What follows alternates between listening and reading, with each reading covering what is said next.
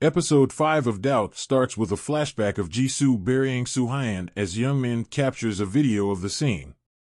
The episode then jumps back to the present with Habin trying to tackle Youngmin.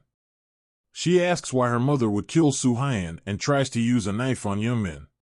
He intercepts the attack and tries to choke Habin. Just then, the biker shows and stops Youngmin. He's wearing a helmet and he beats Youngmin up. Youngmin runs away with the bag full of cash, but leaves his phone behind. Habin picks it up and goes back home to find that Tae-soo has found Soo-hyun's spare phone in her locker. Tae-soo goes to a repair shop to try and procure the data in Soo-hyun's phone. Habin ends up finding old drawings of her and Jisoo, so Habin sends Tae-soo the video of Jisoo burying Soo-hyun from Jisoo's old phone. Tae-soo is in shock while Sunhee checks up on Youngmin, who has been badly beaten. Youngmin is upset that Habin tried to kill him and suspects Sunhee of plotting against him. Youngmin asks her to sell the house as per their plan. Meanwhile, Juntae looks at photos taken of Habin and Youngmin when he gets a call from Sunhee. Early the next morning, Habin leaves the house in a mess while Tae-soo returns home and is in a state of shock. At school, Dae-hong and Eo-jin ask to meet Juntae but learn that he is on leave.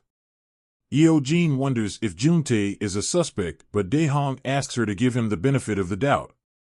Eo-jin also learns that she too was on leave that day. Soo-hyun's phone had a mutual GPS tracking software and it seems Jisoo was tracking her phone. He tries to check the location and learns that Habin is at a neuropsychiatry clinic. On her way out, Habin spots Tae-soo's car in the lot and gets suspicious. She realizes that he could track her through Jisoo's phone and turns it off. She leaves in a taxi but Juntae follows after. Inside the clinic, Dr. Kim Kyung-mi tells Tae-soo that Habin was there to see Jisoo's therapy records. Kyung-mi offers Tae-soo the recordings Jisoo consented to. In the taxi, Habin notices the bike following and grows suspicious. She decides to change direction, throw the biker off, but notices that they're still close behind. Youngwon, Eo-jin, and Dae-hong end up at the location where Soo-hyun's skeleton was found. The cops note that 3 different sets of footprints have been found and note that one of the footprints matches the size of Youngmin's foot. He also learns that 2 footprints were that of men while 1 belonged to a woman. Dae-hong claims that the 3 people at the spot could be the people who killed Soo-hyun. Youngwon wonders if the other 2 were Youngmin's accomplices.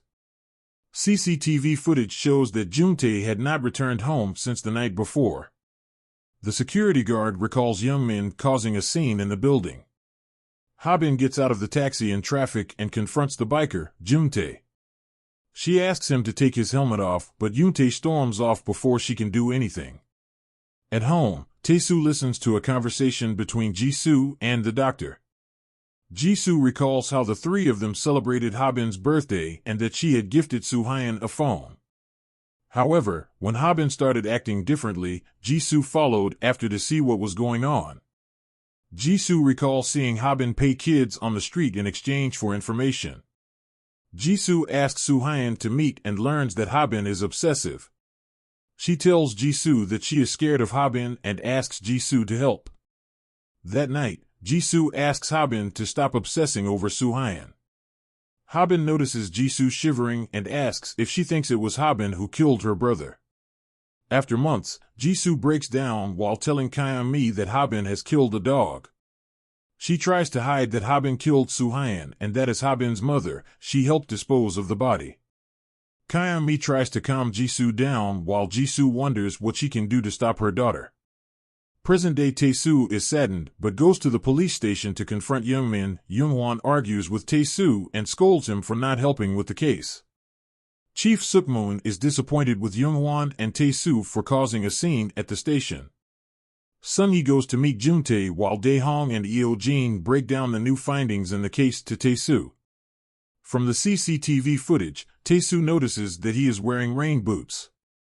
He asks them to look for fishing spots near the location of Soo-hyun's burial site. Sunhee meets Juntae at a fishing spot where he is sitting alone. She tries to check up on him and asks him to stay strong. Juntae tells Sunhee that he wants to come clean.